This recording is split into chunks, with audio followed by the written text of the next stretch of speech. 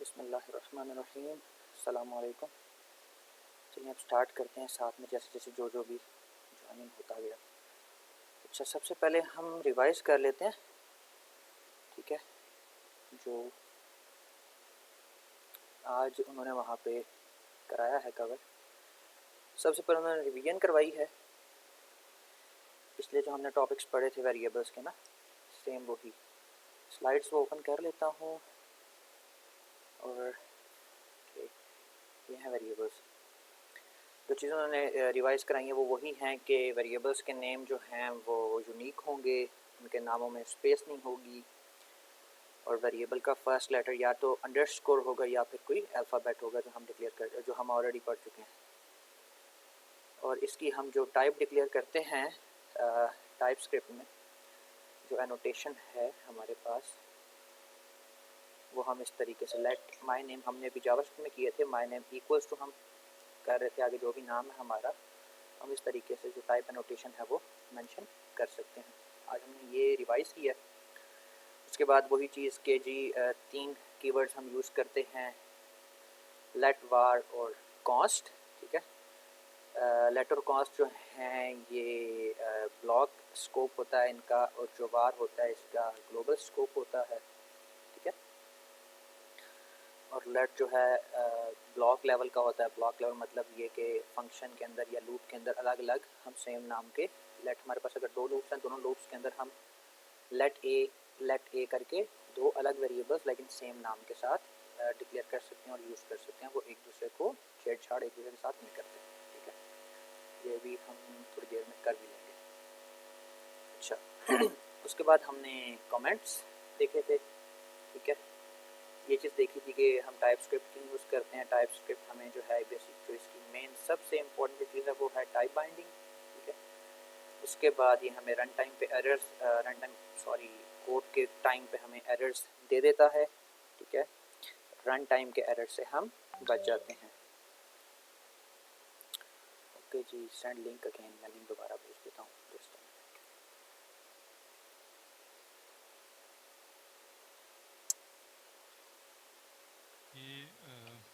अस्सलाम वालेकुम। वालेकुम सलाम, कैसे हैं बॉस?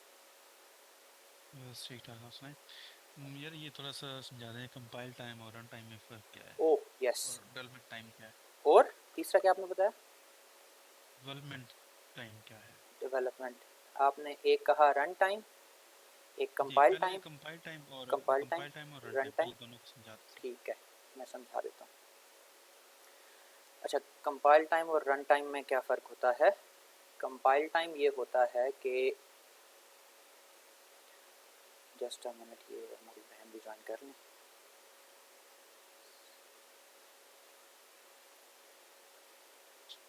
अगर मैं कंटिन्यू कर देता हूँ, अगर आप।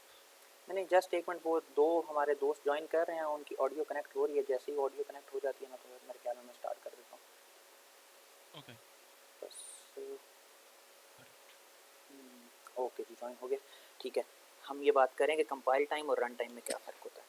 कंपाइल टाइम ये होता है कि हमें पता है, हम जब टाइप स्क्रिप्ट में कोड लिखते हैं, टाइप स्क्रिप्ट में .ts की फ़ाइल में कोड लिखने के बाद हम कमांड लाइन के अंदर TSC लिख के इंटर करते हैं, ठीक है। TSC stands for type script compiler. ये क्या करता है, ये टाइप स्क्रिप्ट के कोड को जावा स्क्रिप्ट में कन्वर्ट करता है। तो जिस टाइम पे टाइप स्क्रिप्ट का कोड जावा स्क्रिप्ट में कन्वर्ट हो रहा होता है, कंपाइल हो रहा होता है, दैट इज़ कंपाइल टाइम, ठीक है। और उसके बाद एक है हमारे पास रन टाइम। रन टाइम ये है कि पहले हमने TSC रन किया, कंपाइल हो गया। कंपाइल होने के बाद फिर हम कमांड लाइन के अंदर लिखते हैं नोड स्पेस अपनी फ़ाइल का नाम, और वो कोड हमारा रन करता है। इस जिस टाइम वो कोड रन करता है, जब नोड उसको चला रहा है, तो ये होता है रन टाइम।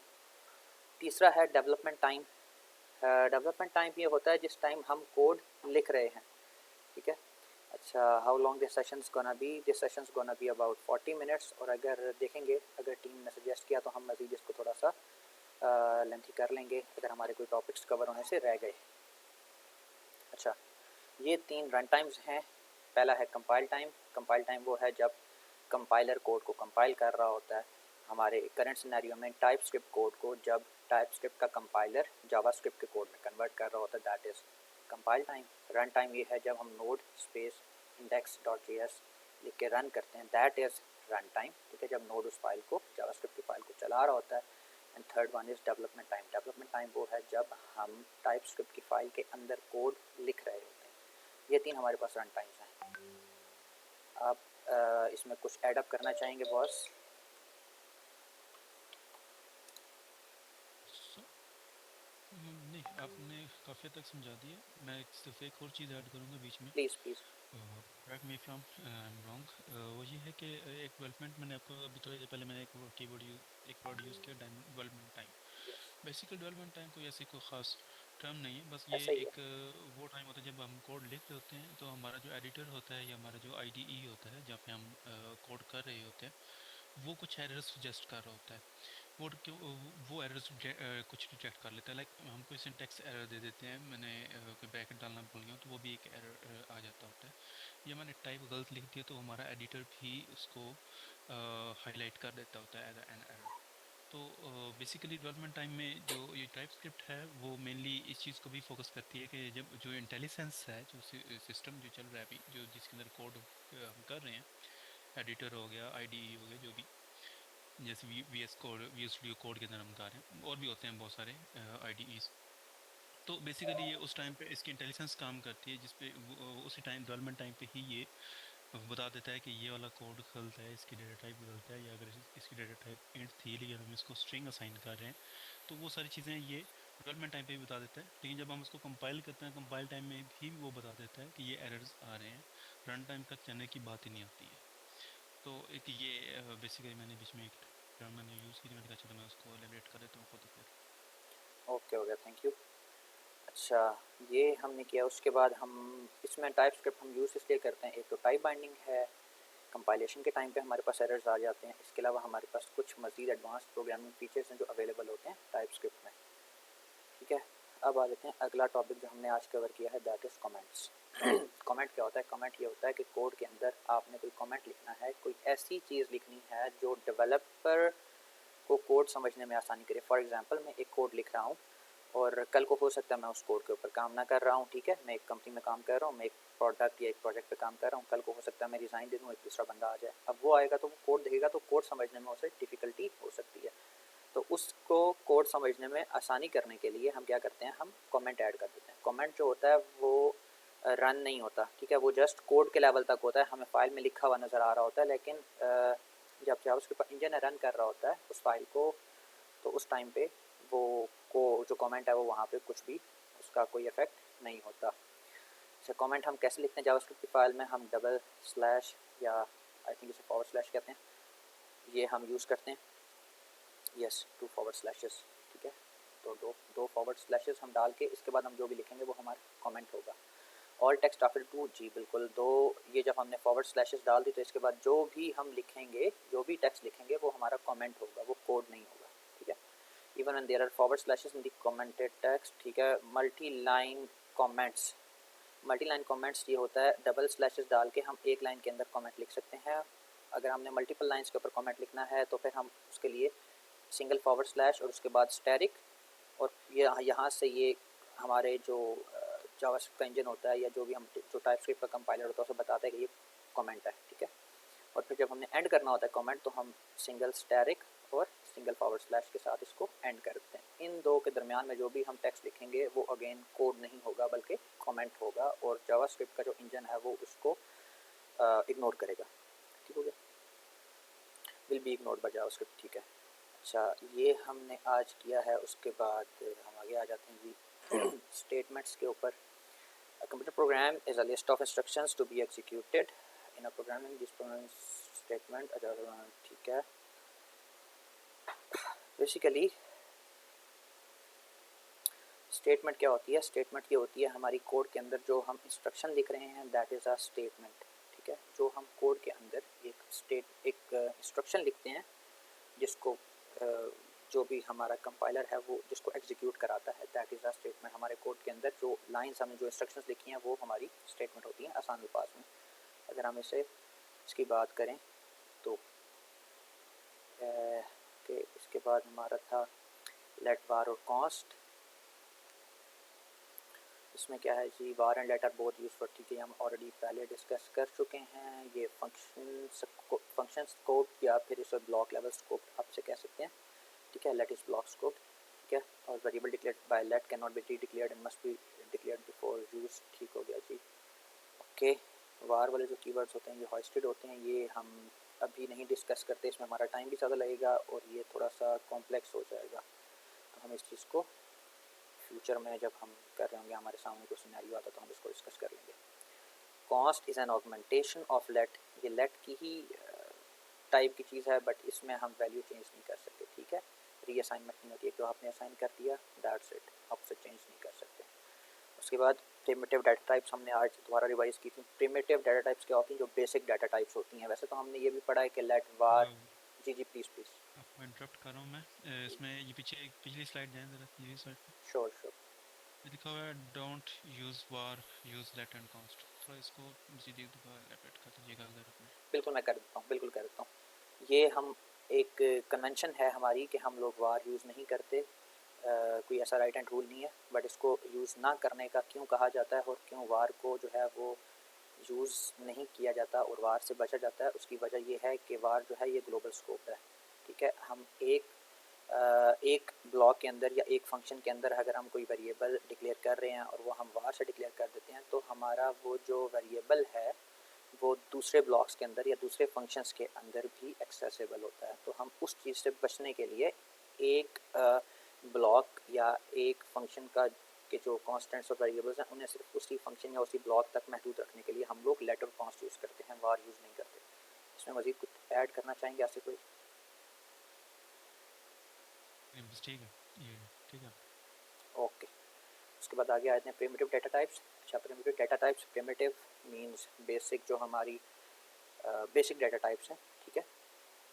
वैसे तो हमने ये भी स्टडी किया है कि हम कोई भी वेरिएबल उसके अंदर हम ऑब्जेक्ट भी स्टोर करा सकते हैं, अरेज भी स्टोर करा सकते हैं। हम पिछले सेशंस में, हमारे लाइव सेशंस हुए हैं, हमने किए हैं खुद से, उनके अंदर हमने देखा है। बट प्रिमिटिव डाटा टाइप्स के अंदर वो अरेज और ऑब्जेक्ट्स नहीं आते, बल्कि प्रिमिटिव डाटा टाइप्स के अंदर बेसिक डाटा टाइप्स आती हैं। जो बेसिक डाटा टाइप्स हमारे पास जावास्क्रिप्ट या टाइपस्क्रिप्ट के अंदर अवेलेबल हैं, those are string, number, boolean, undefined and null. मैं एक एक करके इन सबको आसान करके समझाता जाता हूँ। स्ट्रिंग क्या होता है? स्ट्रिंग होता है कोई भी टेक्स्ट, उसमें नंबर भी हो सकते हैं, बट उसको जब हम वैल्यू असाइन कर रहे होते हैं वेरिएबल को स्ट्रिंग, तो स्ट्रिंग असाइन करते हैं हम डबल कोटेशन मार्क्स या सिंगल कोटेशन मार्क्स के अंदर, दोनों में से आप कोई भी यूज़ कर सकते हैं, ठीक है। तो इसमें कोई इशू नहीं है, डबल कोटेशन मार्क्स भी यूज़ हो सकते हैं, सिंगल कोटेशन मार्क्स भी यूज़ हो सकते हैं। इसके अंदर हम नंबर लिखेंगे तो उसकी डाटा टाइप नंबर नहीं होगी, बल्कि उसकी डाटा टाइप होगी स्ट्रिंग, ठीक है। स्ट्रिंग में कोई भी अल्फ़ाबेट हो सकते हैं, अंडरस्कोर हो सकता है, स्टैरिक हो सकता है, कोई भी की हो सकती है और कोई भी नंबर हो सकता है, ठीक है। उसके बाद आ जाते हैं number data type. Number data type के अंदर सिर्फ और सिर्फ नंबर होगा, इसमें हम quotation marks, single quotation marks या डबल कोटेशन मार्क्स दोनों यूज़ नहीं करते, ठीक है। इसमें हमारा कोई भी नंबर होता है, ठीक है। यहाँ पे 25 लिखा है, 35, 100, 400, 0, 10, 20, आप कुछ भी मेंशन कर सकते हैं, तो उसकी डाटा टाइप जो है वो नंबर होती है। तीसरी हमारे पास आ जाती है बूलियन। बूलियन क्या होता है? बूलियन जैसे हम कहते हैं हाँ या ना, सिंपल। बूलियन के अंदर हमारे पास सिर्फ दो वैल्यूज़ होती हैं, ठीक है, ट्रू या फॉल्स, 1 या 0। तो जो बूलियन डेटा टाइप होती है उसकी वैल्यू या तो हम फॉल्स देते हैं या ट्रू देते हैं। अच्छा, ये ना डबल कोटेशन मार्क्स के अंदर होगा ना सिंगल कोटेशन मार्क्स के अंदर होगा, ये है ऐसे ही लग रहा है जैसे स्ट्रिंग है, लेकिन ये ना डबल कोटेशन मार्क के अंदर होता है ना सिंगल कोटेशन मार्क्स के अंदर होता है, ठीक है। ये फॉल्स या ट्रू, इसकी कोई भी हम उसमें से एक वैल्यू रख सकते हैं, ट्रू होगा या फॉल्स होगा। उसके बाद आ जाते हैं अनडिफाइंड और नल। अनडिफाइंड और नल में ये फ़र्क है कि हमने एक वेरिएबल लिखा लेट माय वेरिएबल और हमने उसको कोई वैल्यू असाइन नहीं की, तो दैट इज़ अनडिफाइंड, ठीक है। उसके अंदर कोई वैल्यू नहीं है, एक वेरिएबल बन गया बट उसके अंदर कोई वैल्यू नहीं है, ठीक है, तो वो अनडिफाइंड है। अच्छा, अगर हम आसिफ भाई, अगर मैं यहाँ पे गलत हूँ तो मुझे आपने जो है ना उधर ही रोक देना और बता देना, मेरी तस्हीह कर देनी है। अच्छा, अनडिफाइंड ये है, अगर मैं थोड़ा सा मेमोरी के हवाले से बात करूँ तो बेसिकली हमारे पास जो भी वेरिएबल होता है, वेरिएबल के अंदर बेसिकली वो मेमोरी लोकेशन होती है जहाँ पे हमने जो भी डाटा, जो भी स्ट्रिंग या जो भी नंबर या जो भी बूलियन है, वो मेमोरी में जहाँ पड़ा है उस मेमोरी लोकेशन की जो उसका जो लोकेशन होती है वो बेसिकली आती है हमारे पास वेरिएबल के अंदर, ठीक है। अनडिफाइंड में क्या होता है, क्योंकि इसको हम कोई वैल्यू असाइन नहीं करते तो मेमोरी में ये कोई स्पेस एलोकेट ही नहीं करता, और इसके पास जो है इसमें मेमोरी की लोकेशन कोई नहीं होती, ठीक है। एक वेरिएबल बन गया बट मेमोरी के ऊपर उसका कोई इफेक्ट नहीं है। और नल जो होता है इसको हम इस तरीके से डिक्लेयर करते हैं, लेट एम्प्टी या let whatever it is equals to null. ये नल क्या करता है, ये मेमोरी के अंदर लोकेशन एक्वायर कर लेता है बट उस लोकेशन में डाटा नहीं होता, उस लोकेशन को ये एक्वायर कर लेता है, उस लोकेशन का जो एड्रेस होता है वो इस वेरिएबल में आ जाता है, और उस मेमोरी लोकेशन के अंदर कोई डाटा नहीं होगा, वो एम्प्टी होगा, ठीक है। आसिफ भाई इसमें आप मज़ीद कुछ ऐड करना चाहेंगे?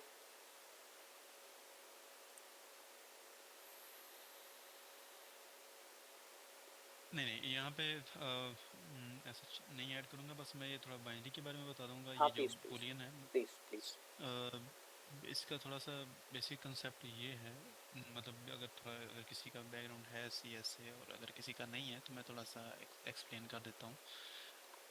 जो कंप्यूटर होता है वो 0 और 1 की ज़ुबान समझता होता है, और नॉर्मली वैसे जब हम ये बूलियन की बात करते होते हैं, बूलियन से मुराद ये होती है कि जब ट्रू है तो उसका मतलब है 1, और जो फॉल्स है उसका मतलब है 0।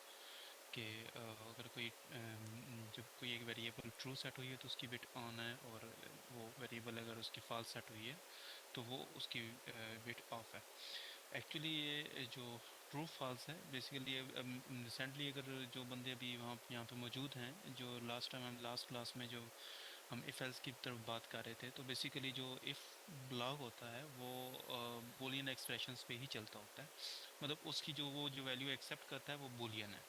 अब वो बूलियन वैल्यू कहाँ से बनती है, वो किसी एक्सप्रेशन के अगेंस्ट बन सकती है। जैसे एग्जांपल दी थी कि one is not equal to 2, इसका मतलब है कि ये ट्रू है।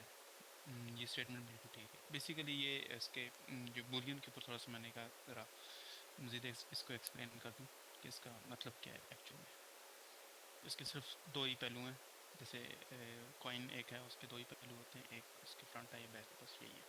इसका भी यही काम है कि ये कोई किसी खास, जब हमें बिल्कुल टू द पॉइंट हमें आंसर चाहिए होता है कि ये आया कि ये चीज़ मौजूद है या ये वैल्यू ट्रू है या नहीं है, बस सिंपल इसके बिहाइंड जो कंसेप्ट है वो ये था बस।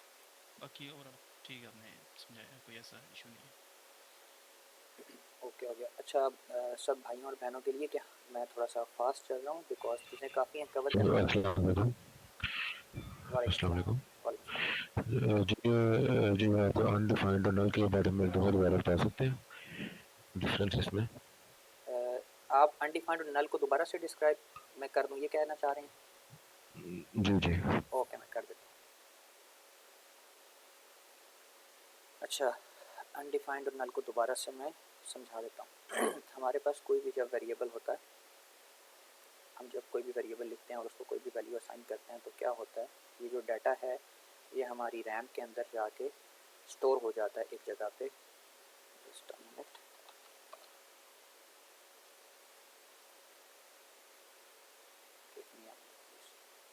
आप जस्ट यूँ समझें,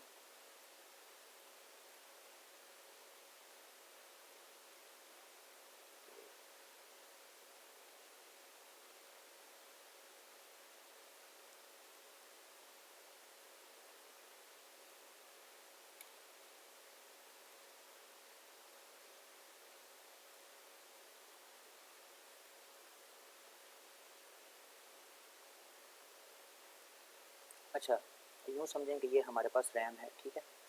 रैम के अंदर ये जो जितनी मेमोरी लोकेशंस हैं इनका कोई ना कोई एड्रेस होता है, और एड्रेस होता है बेसिकली मेमोरी का ये जो स्टार्टिंग पॉइंट होता है ना इसका एड्रेस होता है, ठीक है। अच्छा, हम जब किसी भी वेरिएबल को इस तरीके से लिखते हैं, फॉर एग्ज़ाम्पल हमने कोई वेरिएबल दिया let first name equals to Ali कर दिया, तो इसमें क्या होता है कि वो अली यहाँ पे आके स्टोर हो जाएगा, ठीक है। और वो जो वेरिएबल है उस वेरिएबल के अंदर ये जो इस लोकेशन का जो एड्रेस है ना, ये एड्रेस इस वेरिएबल के अंदर जाके स्टोर हो जाएगा फर्स्ट नेम के अंदर। फर्स्ट नेम के अंदर रैम का वो एड्रेस स्टोर होगा जहाँ से आगे अली लिखा हुआ है, ठीक है। इसी तरीके से लेट्स स्कोर करके इक्वल 25 कर रहा हूँ तो 25 जाके यहाँ पे स्टोर हो जाएगा, ठीक है। और ये जो लोकेशन है, ये वाला जो एड्रेस है, ये एड्रेस जाके उस स्कोर वाले वेरिएबल में स्टोर हो जाएगा।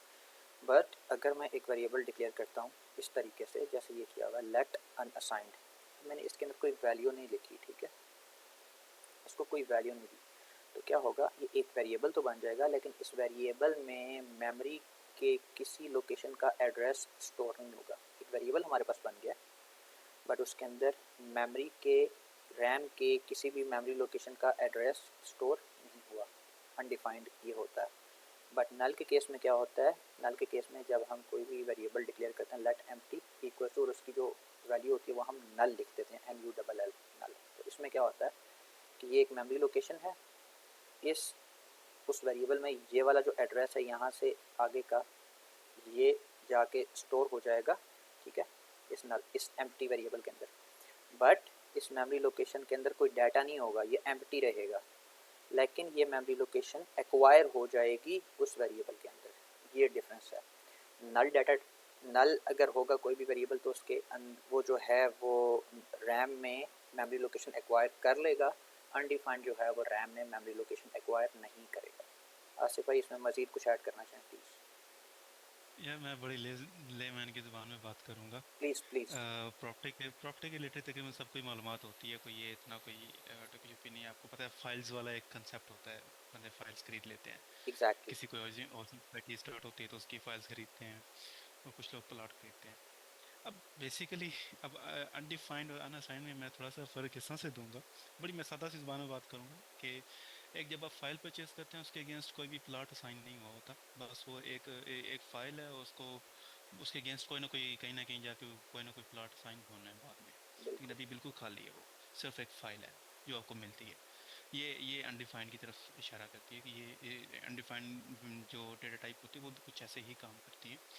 अब नल जो होती है, नल में ये होती है कि आपने एक प्लाट ले लिया हुआ है लेकिन अभी तक उसको वो नंबर असाइन नहीं हुआ, जो एक एड्रेस असाइन नहीं हुआ।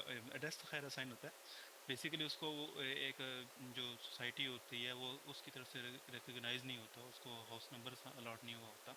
बेसिकली इसके पीछे भी कंसेप्ट यही है जो नल है कि भाई ये एक एम्प्टी प्रॉपर्टी पड़ी है, इसके अंदर अभी कोई भी रह नहीं रहा, लेकिन ये बन चुकी हुई है, एग्जिस्ट करती है।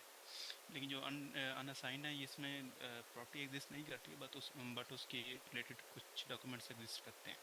तो ये जो लेट और असाइंड अनडिफाइंड और नल जो है वेरिएबल, बेसिकली इनको दोनों को डिफाइन ऐसे ही किया जा सकता है कि भाई अगर जैसे मेमोरी के भी ये एग्जांपल दे रहे थे फिर आगे कि मेमोरी में मतलब हमने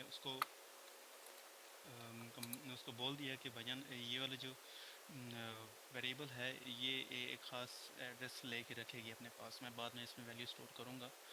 और लेकिन जो अनडिफाइंड है वो उसमें कोई भी उसका एड्रेस नहीं होगा, ठीक है। वो जब जब मैं उसको कोई वैल्यू असाइन करूँगा या कोई मैं उसको डेटा टाइप असाइन करूँगा या डेटा को असाइन करूँगा, तो उसके बाद वो उसका एक नया एड्रेस बन जाएगा जो कि उसको असाइन हो जाएगा। बेसिकली इसके मैंने एक बड़ी सादा सी ज़बान में कोशिश की है समझाने की, अगर ज़्यादा कॉम्प्लेक्स कर गया तो कोई ऐड कर सकता है इसमें। ओके हो गया। अच्छा, मैंने नेक्स्ट मीटिंग का लिंक भी ग्रुप में शेयर कर दिया क्योंकि हमारे पास 10 मिनट से कम का टाइम रह गया, ठीक है। टाइम आउट जैसे ही होता है तो नेक्स्ट लिंक दिया हुआ, नेक्स्ट लिंक ज्वाइन कर लीजिएगा क्योंकि हम एक मीटिंग में ये जितना हमने आज इधर क्लास में पढ़ा है वो हम कवर नहीं कर पाएंगे। जी फैज़ान भाई, you want to say something? अस्सलाम वालेकुम। वालेकुम सलाम। I have a question. हम जब भी कोई वेरिएबल डिक्लेयर करेंगे तो हम उसकी डाटा टाइप देंगे, मतलब हम उसको कैसे लिखेंगे? Okay, got it, just give me a minute.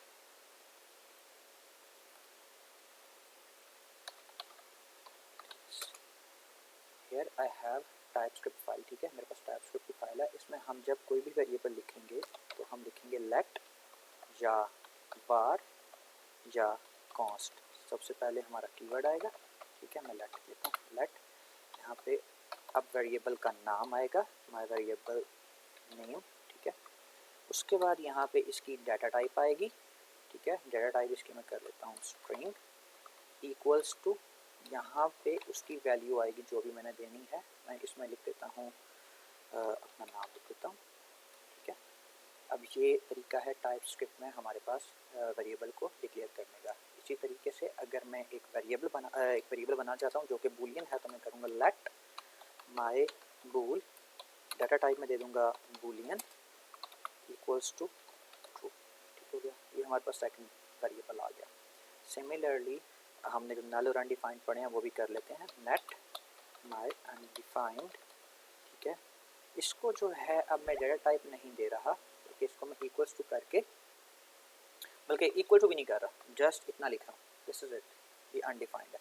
इसको मैं चाहूँ तो इसको मैं टाइप दे सकता हूँ, इसको मैं टाइप स्ट्रिंग की दे देता हूँ, बट इसको मैं वैल्यू नहीं दे रहा। ठीक है, इसको मैंने डाटा टाइप बता दिए कि भाई इसकी डाटा टाइप ये होगी in future, but right now it has nothing inside it. इसी तरीके से नल है तो लेट माई नल, ठीक है, इक्वल्स टू नल। इसमें हम डाटा टाइप नहीं लिख रहे, इसको हम नल कर रहे हैं। ठीक है, इसमें भी डाटा टाइप आप लिख सकते हैं, इसको मैं कर देता हूँ, लेट्स सपोज इसको मैं नंबर डाटा टाइप कर देता हूँ। ठीक है, बट यहाँ पे ये एरर दे रहा है बिकॉज मैं इसमें जो वैल्यू दे रहा हूँ वो नल दे रहा हूँ। तो इसको जब हम वैल्यू असाइन करेंगे इन फ्यूचर, अभी नल है, जहाँ पे आगे कोड में इसको वैल्यू असाइन होगी उस टाइम वो उस वैल्यू की डाटा टाइप इसके अंदर आ जाएगी। Okay, thank you. वेलकम। अच्छा जी, मेरे ख्याल में यहाँ तक कंप्लीट हो गया। यहाँ तक किसी का कोई क्वेश्चन है? With in I think 5 minutes हमारी ये मीटिंग ख़त्म हो जाएगी। हाँ जी, 5 मिनट से कम टाइम रहेगा। चलो, यहाँ तक कोई सवाल है? अस्सलाम वालेकुम अवैस भाई, क्या हाल है? वालेकुम सलाम, अल्हम्दुलिल्लाह। अच्छा अवैस भाई, मेरा एक छोटा सा क्वेश्चन था कि Sure. जब हम अनडिफाइंड यूज़ कर रहे हैं तो हम नल की क्यों ज़रूरत पेश आ रही है इधर? यार नल की ज़रूरत डिपेंड करता है कोड में, अनडिफाइंड और नल, ये कोड के अंदर कोड लिखते हुए कंडीशन डिफाइन करेगी कि आपने नल करना है उसको या अनडिफाइंड करना है, कोई ऐसा राइट। मैं हाँ प्लीज़ इसका थोड़ा सा ऐड कर देता हूँ, सॉरी मैं आपकी बात को प्लीज़ इंटरप्ट कर रहा हूँ प्लीज़ बीच में। प्लीज़। फैज़ान, आपका क्वेश्चन वैलिड है और मैं इसमें आंसर ये दूंगा। नल की हमें ज़रूरत क्यों आती है? बेसिकली ये नल नहीं है, इसको हम कहते हैं नल एबल। नल एबल का मतलब क्या होता है कि ये वेरिएबल है, ये नल भी हो सकती है। बेसिकली इसके पीछे जो बिहाइंड एक्चुअली कंसेप्ट है वो ये है। अब इसकी रीज़न क्या होती है? मैं फ़र्ज़ कर लें हमने एक एपीआई से डेटा गेट किया, अब एपीआई से डेटा आया नहीं है, ठीक है। अब हमें हमारी जो, या हमें पता नहीं है डेटा आया है या नहीं आया उधर से, ठीक है। अब वो क्या होता है कि अगर फर्स्ट कर लें ये अगर नल एबल नहीं है तो फिर वो वेरिएबल के अंदर क्या स्टोर होगा? अगर उधर से डेटा कुछ नहीं आया, इधर है भी कुछ नहीं, तो क्या स्टोर होगा वेरिएबल के अंदर? वेरिएबल तो अपनी उसने अपनी लोकेशन ले ली हुई है, क्योंकि जब हमने उसको यूज़ कर लिया है तो उसकी लोकेशन उसने ले ली हुई है अंदर मेमोरी में। फिर क्या होगा? तो उस सूरत में फिर क्या होता है कि लैंग्वेज के अंदर एक फीचर ये डाला जाता है नल एबल का। नल एबल क्या डिफाइन करता है कि अच्छा इसके अंदर अब कुछ भी नहीं है। अब हम उसकी बेस पे कंडीशन लगा सकते हैं कि आया कि ये जो वेरिएबल है ये इसके अंदर कोई चीज़ पड़ी है या नल या ये नल है। पहले हम सबसे पहले चेक लगाते होते हैं कि ये नल है, ठीक है। तो फिर ये वाला इसके ऊपर ऑपरेशन परफॉर्म कर दो, ये मैसेज शो कर दो कि ओके एपीआई है, या जो भी जैसे यूज़र लॉगिन कर रहा है, यूज़र नहीं मिला उसको तो कह देता है कि यूज़र नॉट फाउंड। और अगर कोई डेटा है उसके अंदर तो बाकी उसका जो प्रोसेस है वो यहाँ पे वो परफॉर्म कर सकते हैं। अगर वैसे भी अभी इधर अगर वो किसी जो उनके वो है सैंड बॉक्स है जहाँ पे ये अभी कोड कर रहे होते हैं अक्सर, वहाँ पे जाके इसकी थोड़ी एग्जांपल दे सकते हैं, ये नली अच्छा, उसको नली सेट मैं करके। ये कह रहा था कि अब जब हम यूज़ करते हैं ना तो नल एबल हम भी बनाते हैं, उसमें फ्लटर में बनते हैं, लेकिन हम्म उसमें क्या होता है हम साथ उसकी डाटा टाइप भी दे देते हैं कि ये स्ट्रिंग है हम्म, लेकिन ये नलेबल होगा। इन हाँ केस अगर कोई भी आपको वैल्यू नहीं मिलती तो वो नलेबल होगा। मेरा बिल्कुल। कंसर्न ये था कि इसको तो हम वो डाटा टाइप भी नहीं दे पा रहे ना, हम तो सिर्फ लेट लिखेंगे इसमें नल है या नहीं है, इसमें कौन सी जी, वैल्यू आएगी तो हमें नहीं पता। मेरा अब क्वेश्चन सिर्फ ठीक है, नहीं नहीं, इसमें जो होता है ये टाइप स्क्रिप्ट में हम इसकी वो डेटा टाइप दे सकते हैं, ऐसा नहीं है डेटा टाइप नहीं दे सकते। हम नल लेवल इसमें भी डिफाइन कर सकते हैं डेटा टाइप के साथ। लेकिन क्योंकि ये अभी जो कोड लिखा हुआ है, ये जो नल वाला कोड लिखा हुआ है, ये लिखा हुआ है जावास्क्रिप्ट का कोड लिखा हुआ है, तो इसमें वो ऑटोमेटिकली डिटेक्ट कर लेता होता है डेटा को, ठीक है। और जो अनअसाइंड का बेसिकली कंसेप्ट, अब मैं थोड़ा सा इनको ना एग्जांपल देता हूँ, दोनों में जो इनको ना कन्फ्यूजन पैदा हो रही है। इसका यूज़ केस ऐसा ना, जो अनअसाइंड का ये है ना कि अब हमने एक ना एक फंक्शन स्टार्ट किया, फंक्शन स्टार्ट के इससे पहले हमने कुछ वेरिएबल डिफाइन कर दिया खास डेटा टाइप के ऊपर कि यार ये वाली डेटा टाइप्स है ना, इनमें कोई ना कोई डेटा आएगा बाद में, ठीक है। अब हमने आगे प्रोसेस स्टार्ट कर दिया। अब प्रोसेस स्टार्ट करने के बाद हमने उन वेरिएबल्स के अंदर डेटा स्टोर कर दिया। अब फंक्शन ने आखिर में कोई ना कोई रिजल्ट रिटर्न करना है, तो हम क्या करेंगे, हम बजाय इसके मल्टीपल इफ एल्स उस खास प्रोसेस के अंदर लगाएं। जैसे कि हम आखिर में हम चेक कर लेंगे कि अच्छा कि ये डेटा टाइप जो है इसके अंदर कुछ चीज़ आई है या नहीं आई है। अगर नहीं आई है तो वो सिंपली वो रिटर्न कर देगा कि ये फंक्शन फेल हो गया, और अगर डेटा कोई आ गया तो वो उसको सक्सेस दे देगा। अनअसाइंड के पीछे बेसिकली कंसेप्ट ये यूज़ किया जाता है नॉर्मली, कि उसको हम बाद में कोई ना कोई चीज़ देते होते हैं। और नल में ये नल बेसिकली जो है वो नल एबल है एक्चुअली, कि ये नल भी प्रोसेस के दरमियान ये कहीं नल भी हो सकता है। तो हाँ, बेसिकली ये अनअसाइंड का मुझे आइडिया था, लेकिन नल मेरे लिए कि इसमें नई थी, तो इसलिए मैंने क्वेश्चन रेज किया।